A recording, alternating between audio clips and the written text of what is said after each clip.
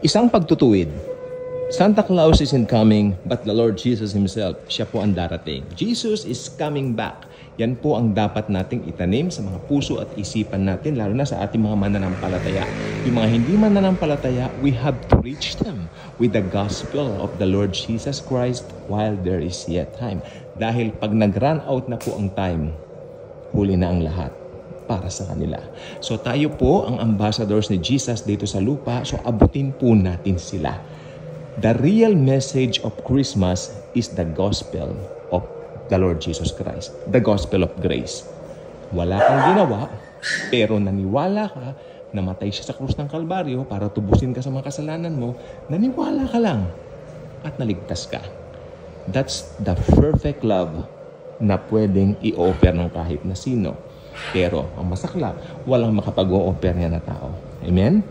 Tanging Diyos ang nakapag-offer niyan. At yan ay sa pamamagitan ng kanyang pinakasisintang anak na Panginoong Kristo. Nagkatawang tao. Nagkatawang tao dahil hindi siya tao sa kalikasan. Siya ay Diyos. Nagkatawang tao, nagbihis tao, pero hindi siya tao. Kaya nga nagkatawang tao. Amen. So si Jesus po ay meron dalawang persona. Okay? 100% God, 100% man. Ops. Huwag yung sasabihin na 50% God at 50% man. That's wrong. That's wrong. Ang totoo po niyan, si Jesus sa isang persona may dalawang kalikasan. Kalikasan ng Diyos at kalikasan ng tao. Amen. 100% God, 100% man. Yan po ang tinatawag namin sa Bible School na hypostatic union. Okay, so ito po naman mga bagay na ganito. Tuwing Kapaskuhan, sapat na, sabi ng Biblia, sapat na yung mga sinayang nyo sa mga walang kabuluhang pagsasaya. Pagdiriwan ng kung anik-anik. So it's about time, Christians, to spread the love of Jesus.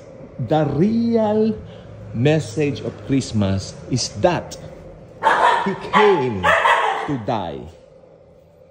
Pinanganak siya. He was born to die.